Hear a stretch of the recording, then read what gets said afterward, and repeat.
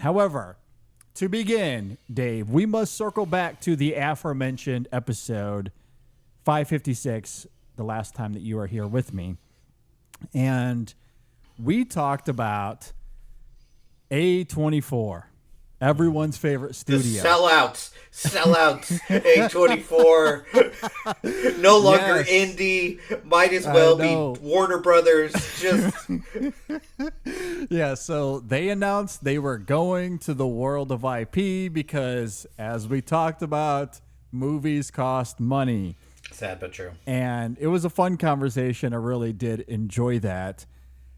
And today there was a fun announcement, not with A24, but with Neon, who is, I guess, stealing the whole idea from A24 because they announced that there's going to be a sequel to the 2014 horror film It Follows, simply called They Follow. They Follow. Ooh. I love it. It feels like someone unfilmed Twitter. Like, I have to be totally real with you, JD.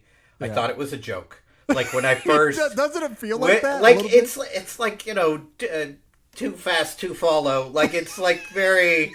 Like, really, they were just... Okay, there's more of a... step from that, yes. Yeah, I mean, and it's not even like you're pluralizing it. It could be anything, and they could be any number of things, I guess. Yeah, I definitely thought this was not for real. But yeah, master of IP, Neon, really going for the big bucks here. Yeah, exactly. You know, Brendan and I, we just reviewed Anatomy of a Fall, another Neon release, and he mentioned something to the effect that Neon has scooped up the last 3 Palme d'Or winners. I'm thinking there's a universe there, right? The Palme d'Or cinematic universe. God, JD, I we swear can build to God, up the Avengers of Neon. I will leave. I will hang up this call. I mean, we're right there. Look, nothing would surprise me at this point. I mean, you know, we've got Joe Russo trying to pick another fight with Martin Scorsese online. I mean, so dumb. That guy stinks. Yeah, that's ridiculous. But yeah, It Follows from 2014. So here are a few numbers for context. The film was made on a budget, and offline Dave guessed $2 million, and he was not far off. The budget was $1.3 million for It Follows. The box office worldwide, $22 million. Pretty good. It's pretty good. That's...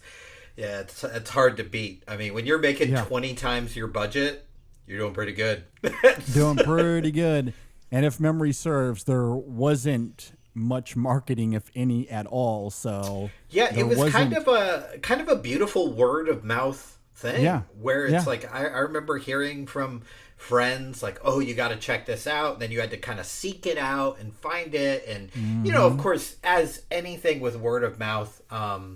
You're going to get high expectations eventually, and I think sometimes that leads to people being like, wow, that wasn't that scary, and they get all kind of butthurt about it. But I think luckily I saw it early enough in that process that I was just like completely blown away by it. I don't know how I feel about this sequel bit. I mean, I'm glad it's the same director, writer, same star. That's good. Yeah. Micah Monroe is in it again, who I love. I think she's phenomenal. She made the terrible choice of being in the Independence Day sequel, which was supposed to be like her big movie that did really well. And it's like, ooh, not so much. But she's kind of gone back to the indie stuff. So I'm tentatively excited about this. Like, I'm like excited in theory, but I know this could go very wrong very quickly. Yeah, I'm excited for this as well. And it's interesting that it's this film because a few weeks ago, Jacob Thornberry was here on the show, and we were talking about horror films, and this film came up as one of my favorite films, I'd say, since doing InSession film, at least horror film specifically. Yeah. I really liked it a lot, and I think what's interesting about that film, you can certainly parse out its themes and talk about its, genre components. But I think one of the more fascinating talking points is how you would handle yourself in that situation, because it's going to, like, that level of stakes is going to test your moral fortitude.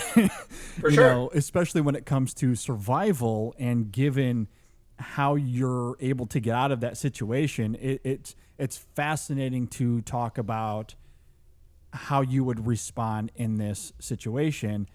And of course, the film only goes down one of those avenues. I do think the material, simply in that regard, I think there really is a lot to still mine out of the idea. Oh, sure. Yeah. In terms of how anyone would respond to it. So I guess in a weird way, it does lend itself well to a sequel.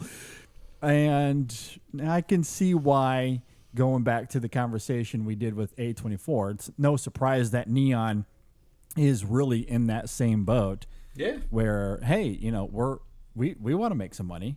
Yeah. Anything with name right. recognition. So, JD, since this is, as a callback to our last episode, this is one of your favorite movies that you've covered, would you consider this elevated horror? Is that... Well, let me tell you about that. I would say it's good horror. Okay, good. I would put it in the camp of good. Yes, for sure. Because it's good movie. And yeah, I mean, I just, it's a fun movie to talk about.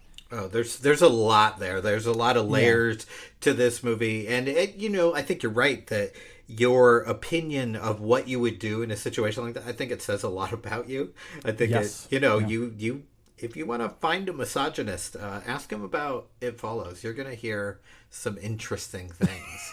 Like, I heard a lot of, like, just go have sex with a sex worker. And then it can't there was a track lot it. of that, yeah. And then it's like, oh, so sex workers, they're disposable to you. That's interesting. That's an interesting way to look at this. Yikes, guys. Yeah. I mean, I view it the same way as I do zombie movies. Like, Dave is offing himself in this situation. Dave is deucing out of this whole situation. Dave's not trying to escape. He's not trying to, if it's a zombie movie, not trying to recreate humanity. Dave's checking out.